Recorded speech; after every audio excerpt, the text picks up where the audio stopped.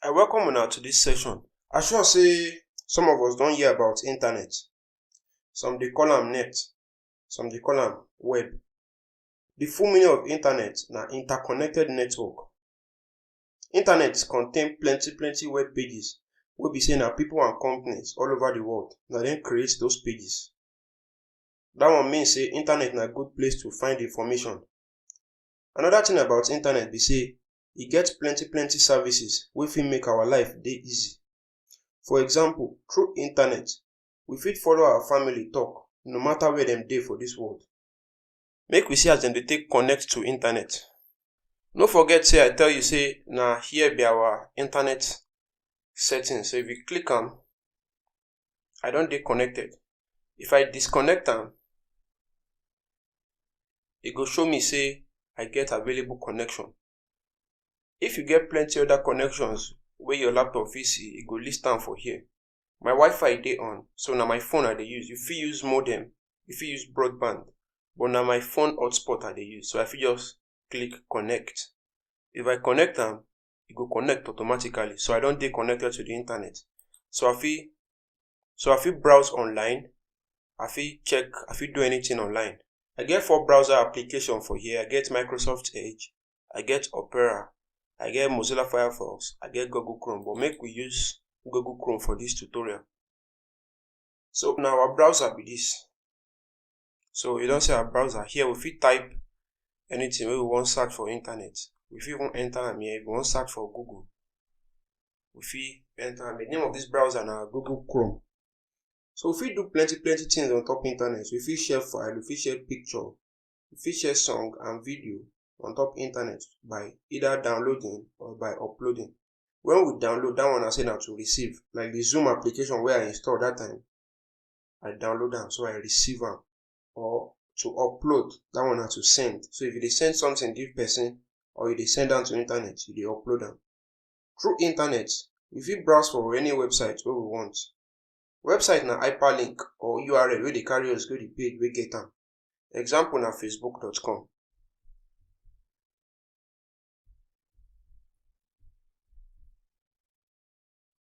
Facebook.com na URL. We fit call am hyperlink. So if we type facebook.com and we click enter, e go carry us go Facebook page. If you wan find information for internet, na something wey dem dey call search engine na we go use. Search engine fit help us search for anything wey we wan search for. The one wey dey very popular na Google, but others sef dey. Example na Bing. For this place, if we enter bing.com,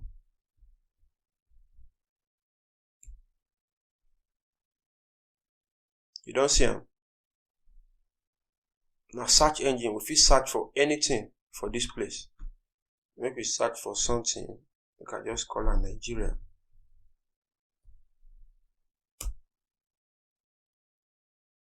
See am. E go bring information about Nigeria. Another example na Google. We don talk about that one, but make I just quickly show us. Google.com.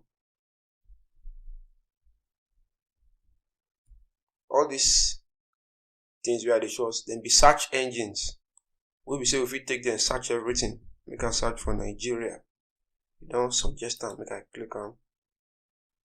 You see am? Go show us several information about Nigeria. Another one wey I wan show us na im be ask.com.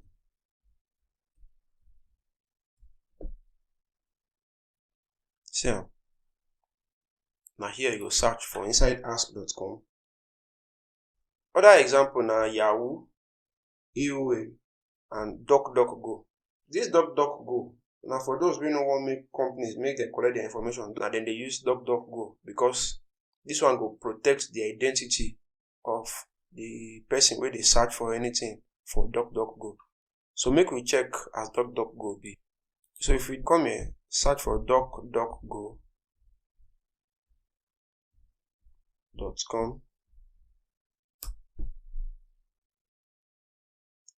e go carry us go the page. You don see am.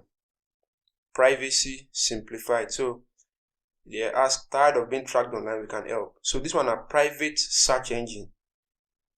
And if person they track you, you go block them. And then they encrypt their site. So maybe search for Nigeria. See am.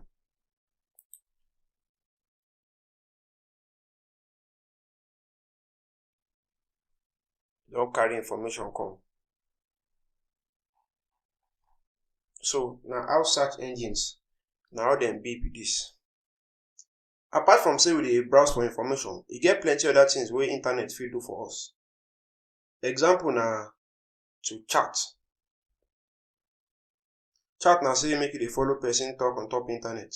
E fit be say you dey see the person, and e fit be say you just dey send message. If you dey see the person, na that kind chat dem dey call real time chat. And if you just dey send message, na that one dem dey call live chat. Many companies dey use chat like email, dem dey take and send message to their workers. Another internet service wey dey na email. Email na message wey fit be text, e fit be file, e fit be picture, or any other attachment wey dem send to one person or plenty people. For this section, we go see as we fit create or send email. Another internet service na forum. Forum dey different from chat because e no be live, and you fit read the message anytime. Some dey call am room. Example of forum na Nairaland. Make we check as Nairaland be.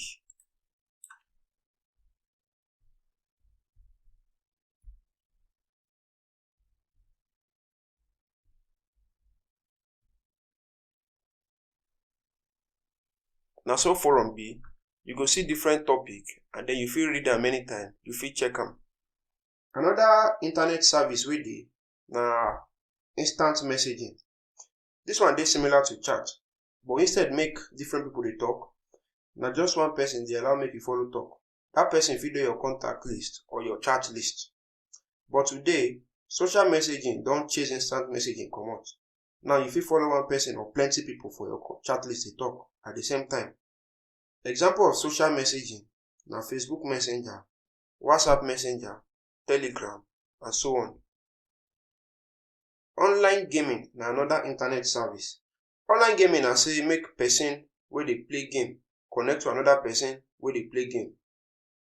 This person wey dem connect to fit dey anywhere for this world.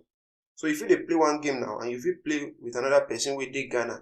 You fit connect online. Na im dem dey call online gaming. Na internet dem fit take connect, and if dem no connect to the internet, na that one dem dey call offline gaming.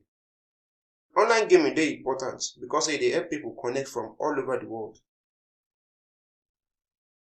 Social network na another internet service wey dey. This na website wey dey bring people together, make dem talk, make dem share their ideas, and make dem make friends. Some dey call am social media. Example na Twitter, na Facebook, Instagram, YouTube, and so on. E dey help make people dey connected to family and friends, and e dey help them find interesting things for internet. Voice over internet protocol. This service dey help us make call for internet. No be like normal phone call wey no need internet. This one na call, but na internet dey take work. The call fit be voice call, e fit be video call. Example na Zoom call. The Zoom application wey I show us that time, the one wey I install and uninstall, na voice over internet protocol. So other example na Skype, WhatsApp call, and so on. Wetin come be the advantages of internet? Internet gets plenty advantages, and we go see some of them.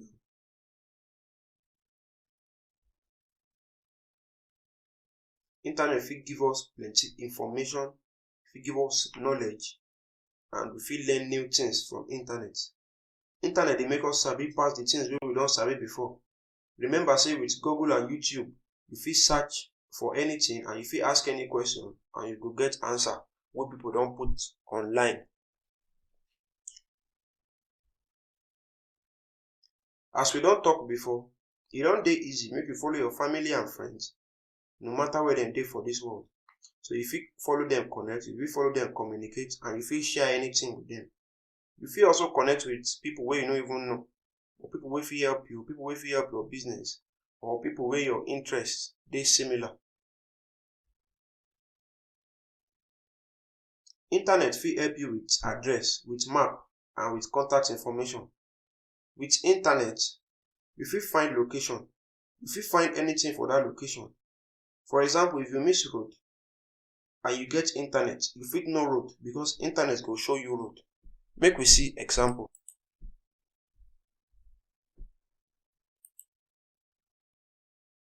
If I dey go Sheraton Hotel for Lagos, if I click am, e go show us the address, how we fit get there. E go even show us pictures.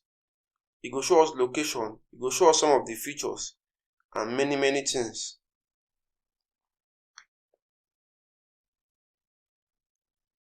So we fit know route and we fit get information. If we search for Google Map,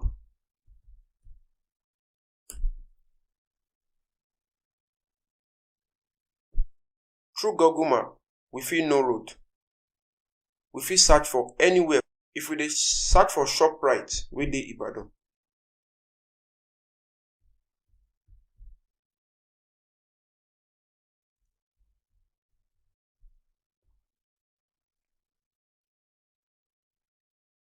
the ShopRite wey dey Dugbe for Ibadan, e fit show us as we go reach there. You see am? E don even take the picture.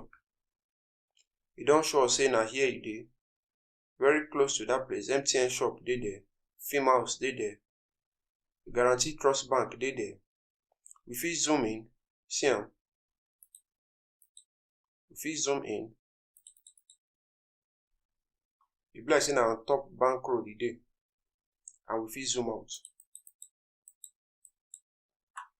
So na so internet fit help us with address, with location, and with map.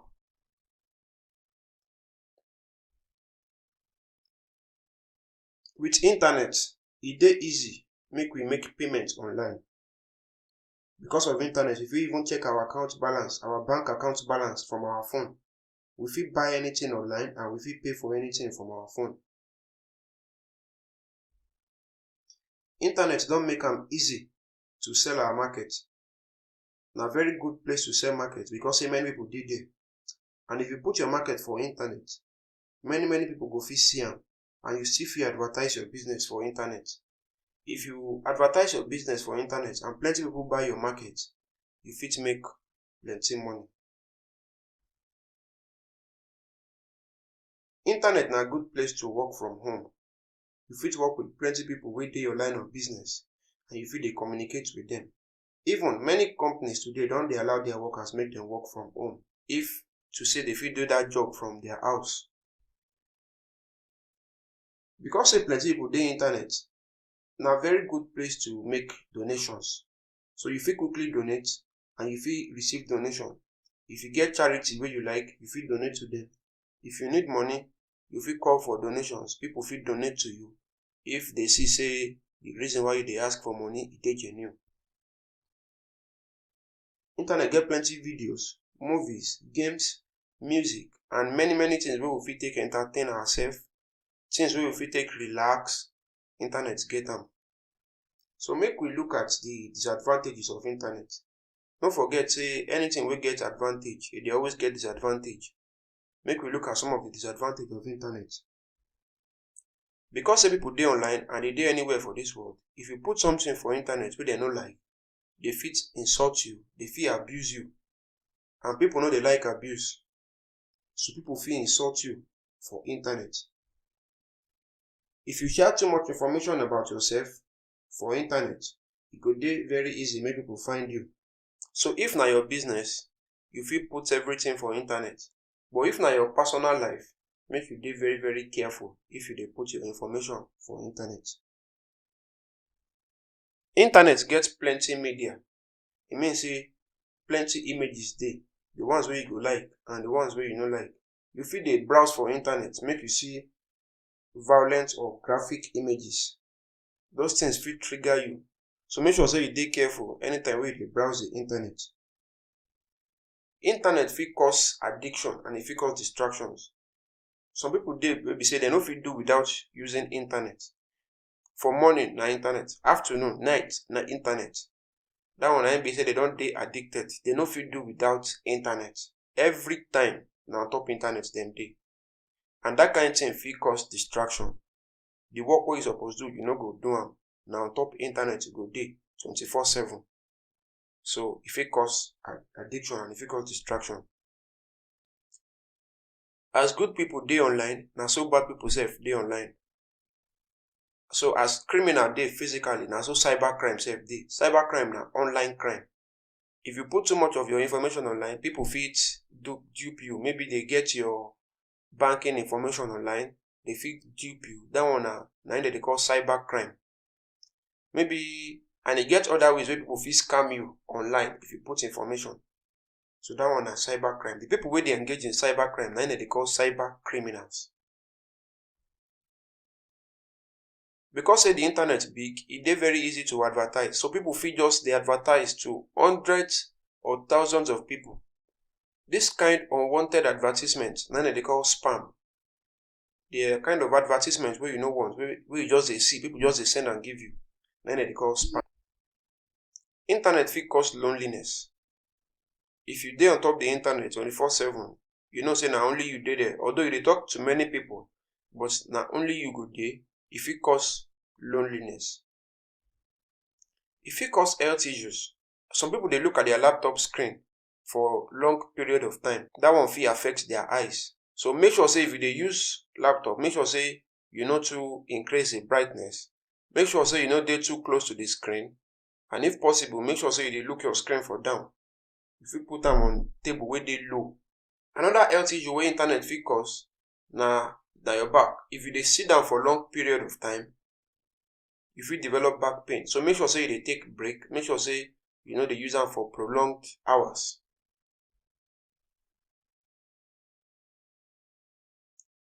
People fit carry fake news on top internet. They fit talk say something wey no happen. And because say they fit reach many people fit believe say dat thing happen. Na im dey call fake news. The news wey no happen, people fit carry am, distribute am. Everybody go hear am, go think say the thing happen true when e no happen. The next thing wey we wan look at now na how we fit create Gmail account and how we fit take send email. If we wan create Gmail account, we go to this URL or this link, gmail.com.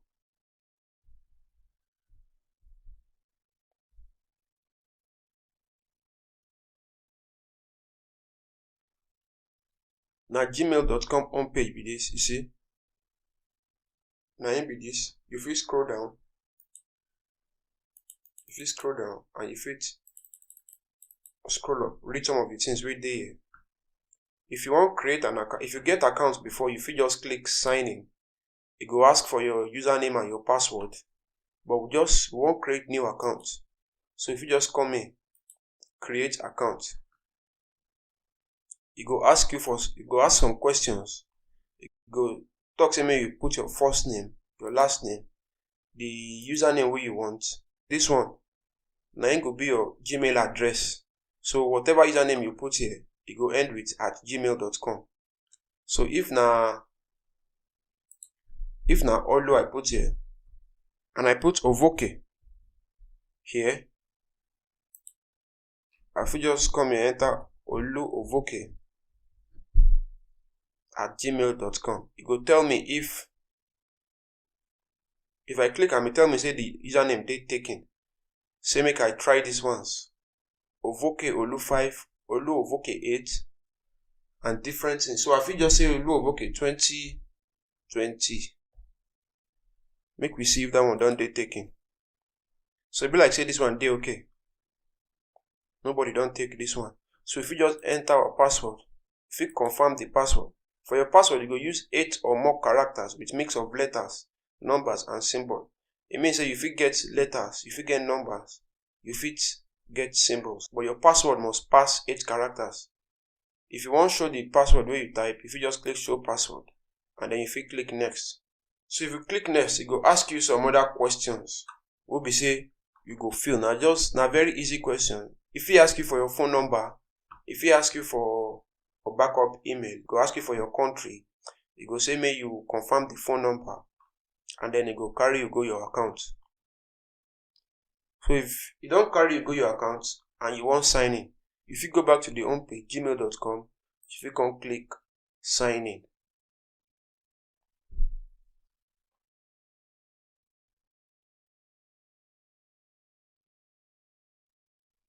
Na this kind page we go see. Here we go see our messages. Here na inbox. Here na start messages, draft.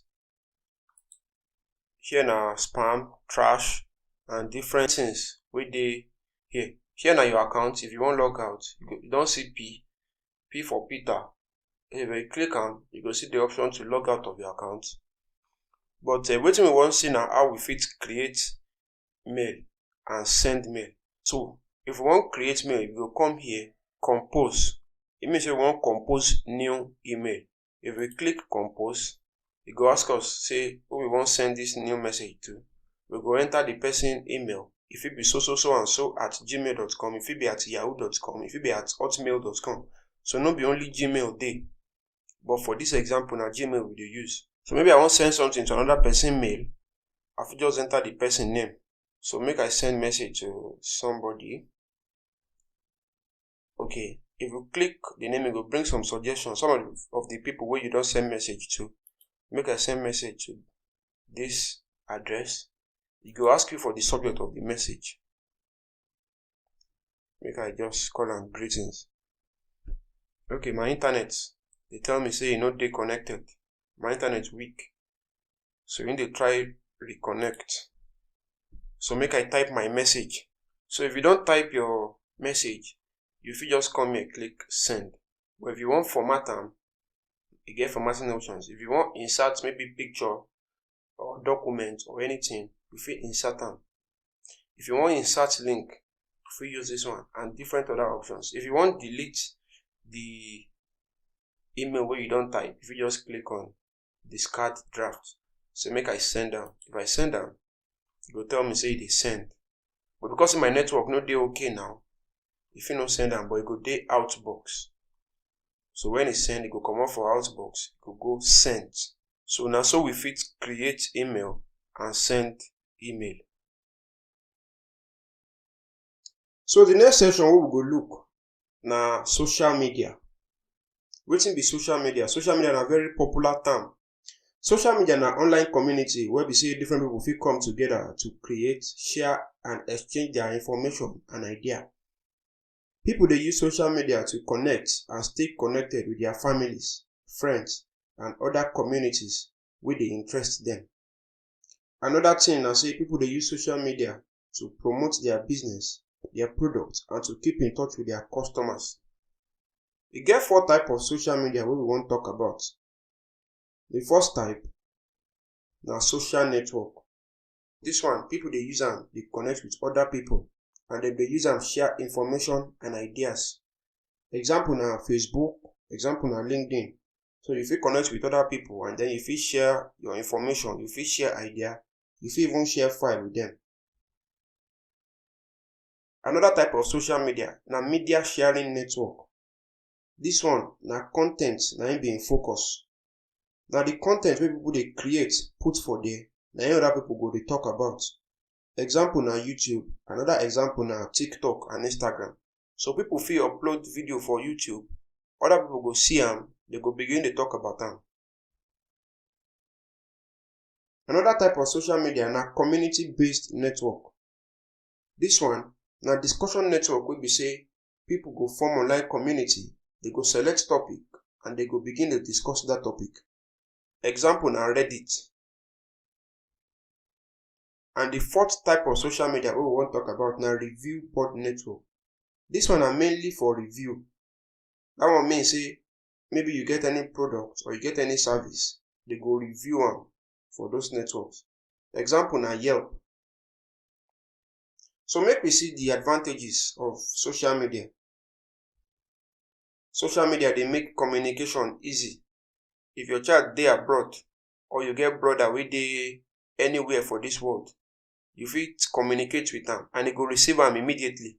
So social media don improve communication. Communication don better. You fit communicate as much as you want. You fit even see the person wey you dey communicate with. You fit see am online. Social media dey help us advertise our business and our product better. With social media, if we upload our business or our product, we fit reach plenty people for anywhere for dis world wey go see our business and wey go see our product. And so that one mean say if we reach these people, we fit market our products to them.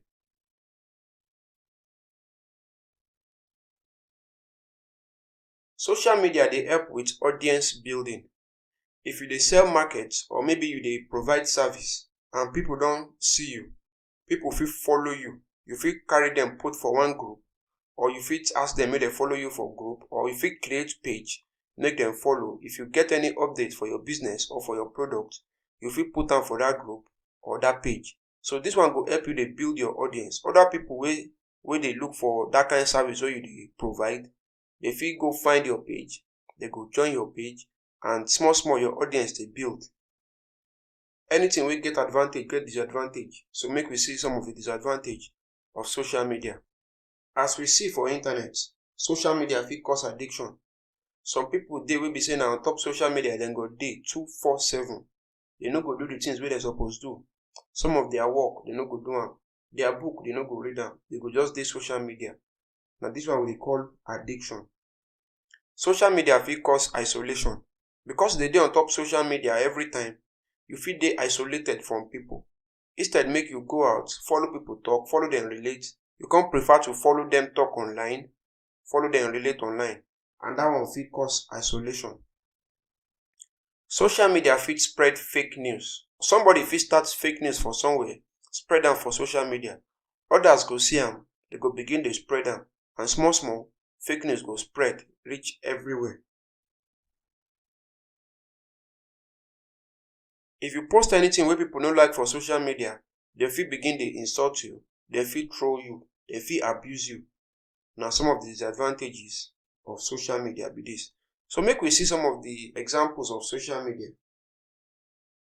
The first example wey we go see na Facebook. Many of us know Facebook. User fit create profile, you fit send message, you fit keep in touch with your loved ones. E get instant messaging platform, that one na Facebook Messenger. You fit chat with your friends, you fit chat with group, you fit put people for group, come dey follow them chat, and you fit do many other things for Facebook. Another one na LinkedIn. This one na for members of business community. This one dey make am easy make we network with people, especially people wey dey in our profession or our career. Pinterest. This one don make sharing of images online, e don make am easy. This one are just for pictures. So if you dey find picture, you fit find am go Pinterest. Some of the pictures dey there. You fit buy the pictures, or you fit obtain any other rights for the pictures before you fit use them for anything wey you want take them do. Reddit. This one are online forum for discussing topics. So people fit just come, create topic, other people go dey discuss am. Twitter sef dey very popular. Twitter na to broadcast short posts. With Twitter, you fit reach many people just like Facebook. You fit reach people wey you no even know before. You fit just create that short post. People go begin dey interact with the short post, and they go begin dey comment on am. Many companies all over the world dem dey use Twitter. Wikipedia na like encyclopedia wey fit answer any question wey you ask am. Na just like Google. So for Wikipedia, people dey upload things about many other things. So if you dey search for Nigeria, you fit search and go Wikipedia. So other examples of social media wey dey na YouTube, WhatsApp, Skype, and so on. I welcome una to the final section of this tutorial. For this section, we go see some of the safety tips to note. As we don see say computer fit do many things for us, and e fit help our life in many ways, then we must learn as we go protect our computer. The first thing we go talk about na dust. Dust dey everywhere and dust fit spoil our computer. Make we make sure say we dey clean our computer regularly. How we fit clean our computer? We fit take small clothes or maybe cotton wool. We fit just take am, moisten am small, put small water, just small water, make water no damage our computer. We fit use am clean am. We fit use am wipe the dust away. We fit use am clean the screen so we go fit enjoy our computer for long. Dust, food and liquid dey fit enter our keyboard and dey fit make our keyboard no work very well. To clean keyboard, the first thing we go do na to unplug am if na external keyboard, and then we go turn am upside down to remove the dirty wey dey there. Then we go clean am gently with soft cloth. If you go mistakenly pour water for your keyboard, wetin you fit do na to quickly off your computer and disconnect the keyboard, then place am upside down so the water go drain. You fit place am upside down 1 day, 2 days so the water go drain, but that one no be guarantee say your keyboard go still work o. Dust sef fit spoil mouse. If you wan clean our mouse, wetin we fit do na first to unplug the mouse, then we fit clean am with clean and soft cloth. To clean our monitor, that one na maybe you dey use desktop, and even if na laptop, to clean your screen, first thing na to off the computer. If you plug am, comot the plug from the power source, then take soft clean cloth, take wipe the screen. If na monitor, you fit wipe the back, but make sure say you don unplug am first o. Make sure say you put your computer somewhere where cool, because computer fit produce heat. E go good make cool air dey blow for your computer environment. So make sure say you no block the air wey go reach your computer. Another thing wey we don talk before na to protect our computer against virus or malware. Malware na any software wey dem design make e damage your computer. Some dey design am make e just enter your computer, sit down, no do anything, or just dey monitor everything wey you dey do for your computer. Example na virus, worms, Trojan horses, and spyware. Most of this malware dey on top internet and dey follow other software come. So make we dey very very careful for the internet. The best way we fit protect our laptop from malware or from virus na to install antivirus software. Antivirus fit stop malware make e no enter your computer, and if e don already enter your computer, antivirus fit remove am. But e better make we dey careful for the internet, make malware no enter our computer. Another thing wey I wan remind us na to back up our computer. When we dey look the basic operations wey we fit do for computer, we see as we fit take back up our files. But we fit get plenty files on top computer. Make we remember to dey back them up regularly. We fit use external hard drive. We fit use online backup services like Google Drive. That one na say we fit back them up online on a cloud storage. And then we fit use our USB or any external drive. Other ways wey we fit protect our computer make e dey work well na to delete the files wey we no want. If you get file for your computer and you no want that file, best thing na to delete am. If you no dey delete the files wey you no need for your computer, e fit dey compile for your computer and e go dey chop space. E fit chop space so tey you no go see space save some of the things wey you even dey work on, some of the things wey dey important to you. As we dey protect our computer, make we remember to dey protect ourselves when we dey use the computer. I go just give us some small tips wey we fit just take protect ourselves. The first tip na to adjust your chair, make e help you sit down well so e no go affect your back. If you sit down well, you fit work on the computer so tey e no go too affect your back. But if you no sit down well, e fit affect your back, especially your lower back. So if you wan dey use computer, make you get chair wey go make you sit down comfortable. Another way wey we fit protect ourselves na to put the keyboard for table level wey be say e no go too strain your hand. As you dey work on the keyboard, e fit strain your hand if e dey too high or if the keyboard dey too low. So make you just put am for level wey be say e no go strain your hand. Another thing na to put your mouse close to your keyboard so e go dey comfortable to use. No put your keyboard somewhere come put your mouse for another far place so tey if you wan come use your mouse, you go stretch your hand. All those things fit dey stress you. Put your monitor screen at 20 to 40 inches away from your eyes, make e no damage your eyes. That one mean say make you no move too close to your computer and make you no dey too far from your computer so you go see wetin you dey do for your computer. The ideal na at least 20 to 40 inches away from the computer so e no go damage your eyes. And lastly, na to take frequent breaks. If you sit down too much, e fit affect your back. Make sure say you stand up, you dey take break. If you dey look computer screen too much, e fit affect your eyes. Make sure say you dey take break. And if you dey use computer too much, e fit cause addiction. Make sure say you dey take breaks. Times wey be say you no go use the computer. We don come to the end of this tutorial.